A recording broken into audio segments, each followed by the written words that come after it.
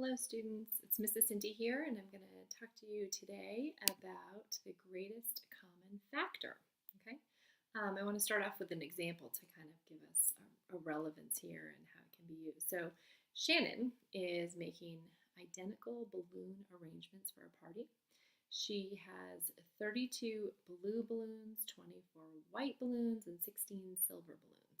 She wants each arrangement to have the same number of each color. What is the greatest number of arrangements that she can make if every balloon is used? So this is another way to ask, what is the greatest common factor? What will all of the bouquets have in common?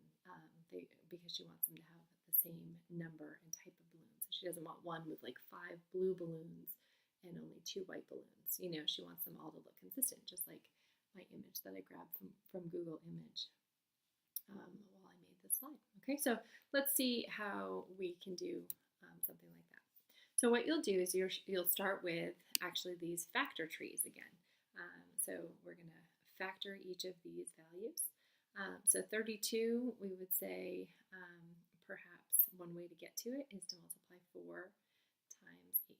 Okay, if you were to break 4 into the prime numbers, you would go for 2 times 2.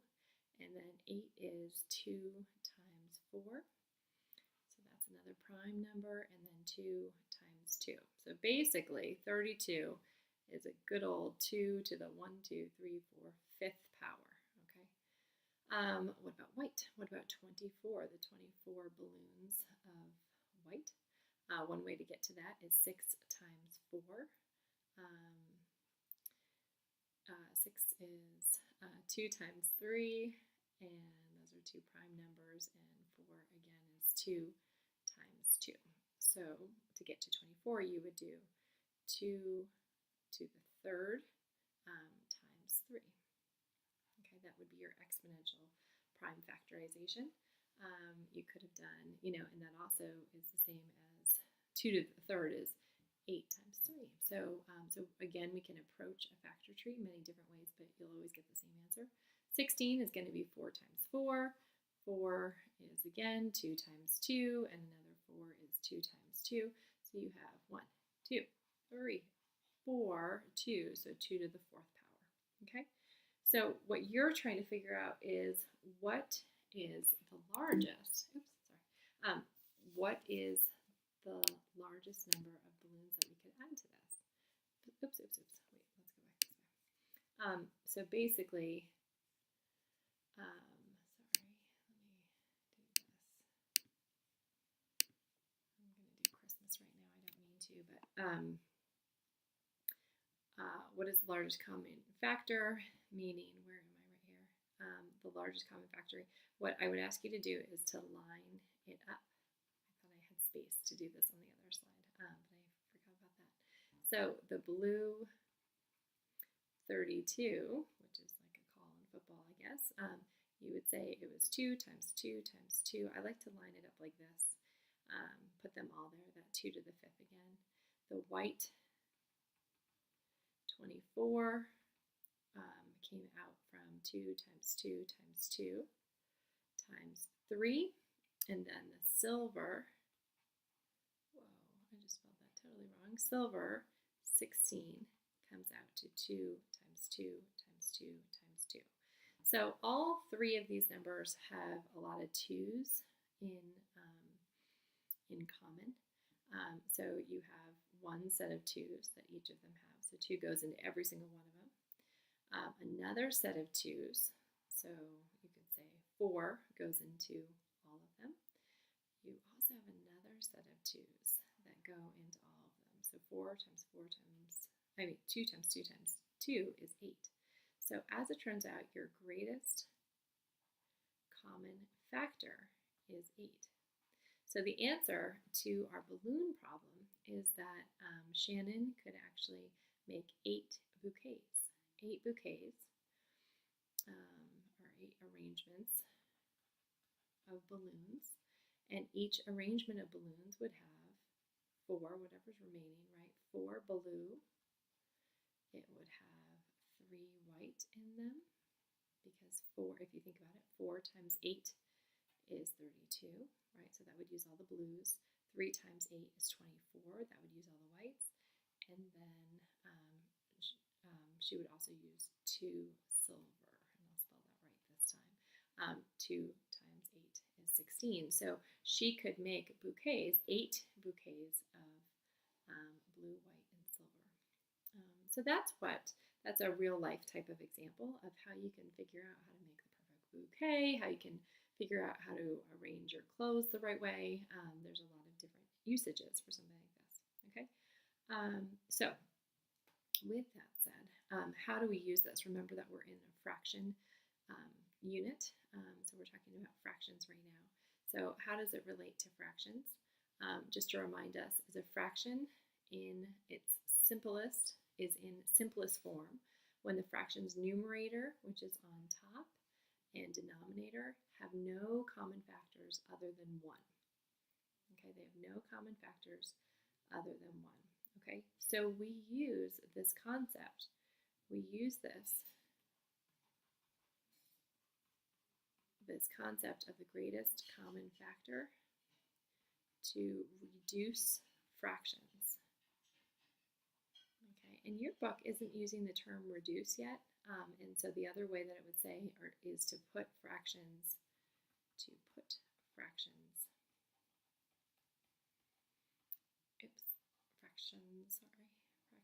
Ooh, uh-oh, I think I just opened something. What just happened? Okay. Reopen that. Oh, see, it's not letting me do that now. Sorry about that. Okay. Well, you wrote that first part in simplest form is what that sentence was supposed to say. In simplest form. Okay. Is the end of that sentence that I was just writing before that little technical difficulty we just had. Okay, so for example, and I know that you're familiar with this, I know that you covered this a little bit last year, but it's always good to reinforce this because you'll be using this for the rest of your mathematical careers. So for example, if you had a fraction that was 35 over 45, what you would do is you would factor this. Okay, so you would factor this thinking about what are the prime numbers that go into it, any of those kind of ideas. So 5 definitely goes into 35, and you multiply 5 times 7, and those are both prime numbers. You really can't get any further from that. So if we were to do a factor tree, we would do the same thing. The 35, it would be 5 times 7, right? And you would circle both of those numbers.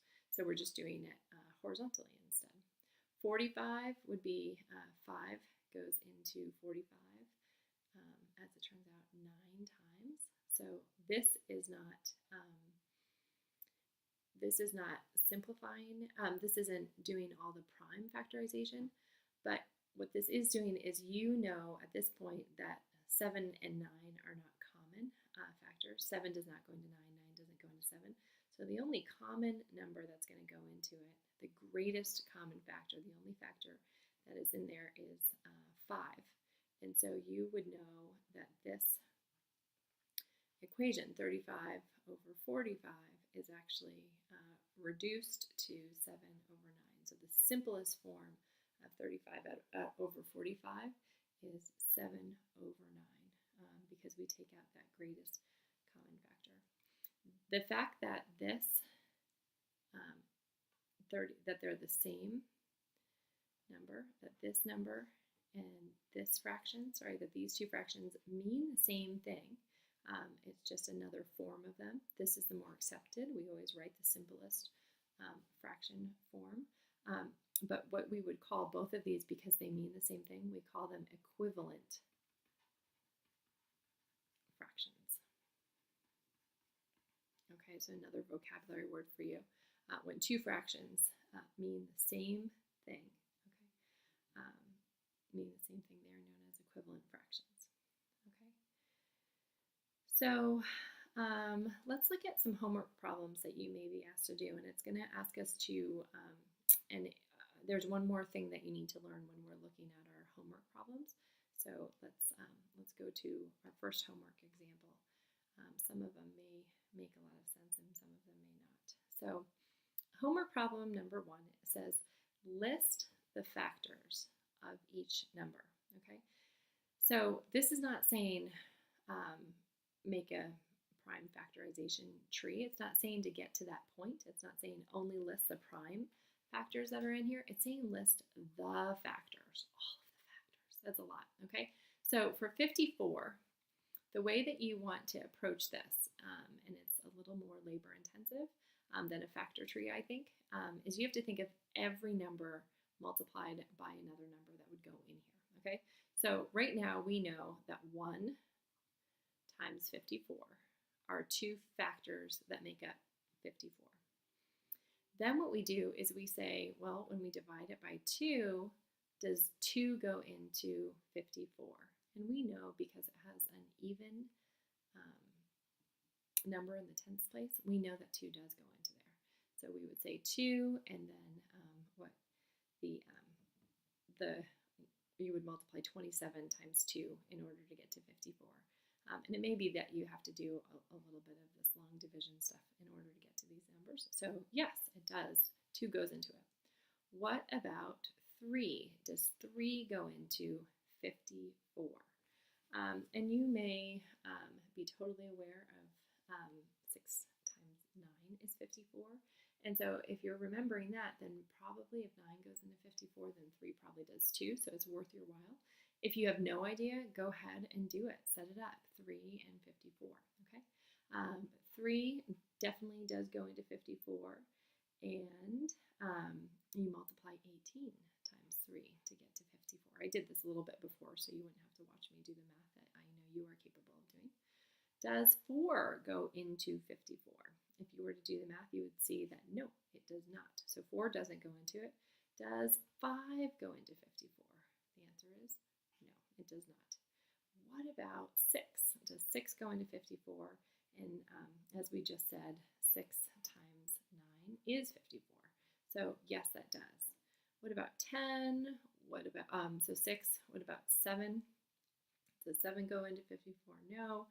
Does 8 go into 54? No. Does 9 go into 54? Yes. 10, no. 11, no. 12, no. And kind of we've gotten to the place where we can go ahead and stop here, because that's usually all of them, okay? 90, same thing. How many different things go in there? So divide by 1, we would definitely get 1 in 90. Divide by 2, yes indeed, you get 2 times 45. Divide by 3, it is a 9. Right, so that definitely does go in there. So divide by 2, divide by 1 to stay consistent. So 3 times 30 is that 90. What about 4? Divide by 4. Nope, it does not. Some of those rules of division that you learned in the last section may be really helpful for this. What about by 5? When we divide by 5, the answer is yep, because that's a 0 or a 5. So 5 times 18 would be another one. What about by 6? And the answer would be yes, 6 and 15. What about divide by 7? No. What about divide by 8? No. What about divide by 9? Yes, 9 and 10. And then 11, no. 12, no, you're kind of in a good place here. You could do the factor tree for these as well. You could do the 3 times 3 times 3, you know, the 9 times 10, and then you could get every combination of these as well, I think.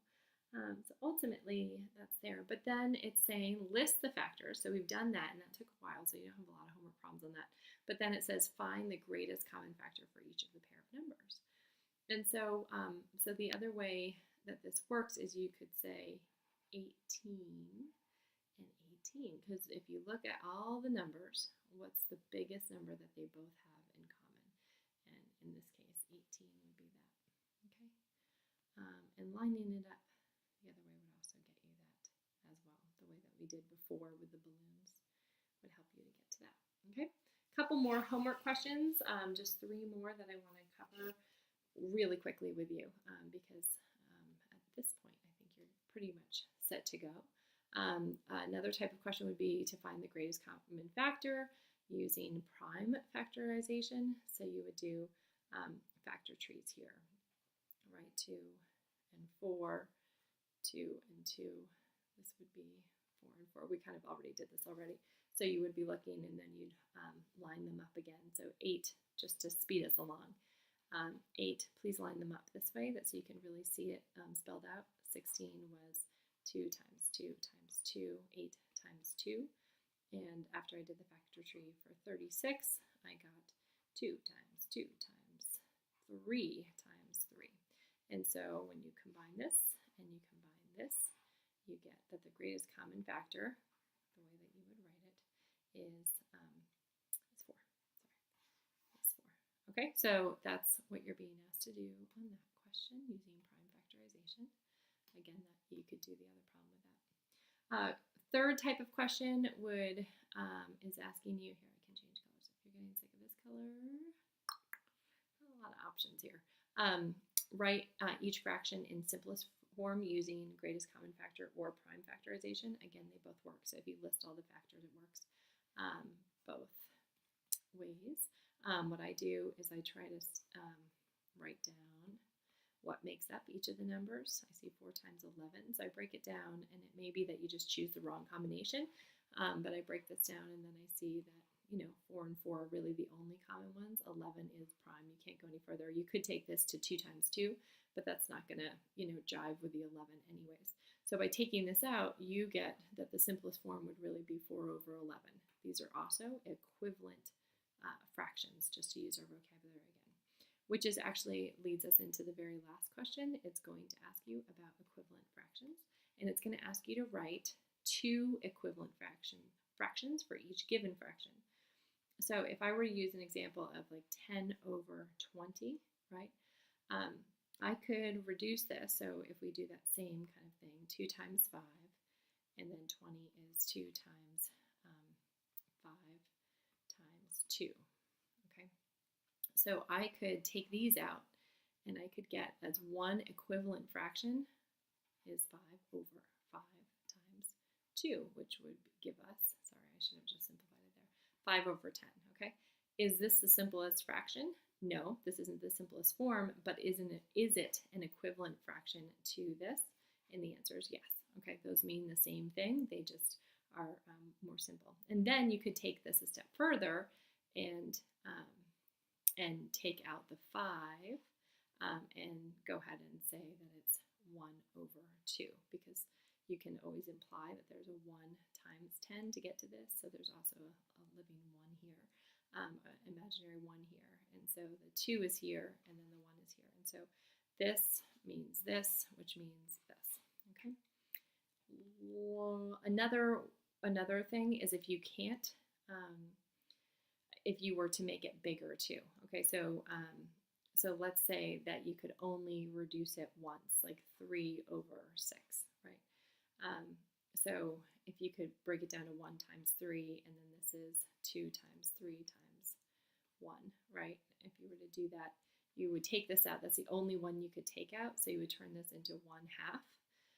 How are you supposed to create another equivalent? And you need 2 equivalent fractions. You could actually multiply both of them by 2, right? That could be another option, and turn this into 6 over 12. This is equivalent to this and this, okay? So, so you may have to go the opposite direction, and that's one of the things. Okay, have a great day. Look at your homework, and I will be seeing you in just a couple of days.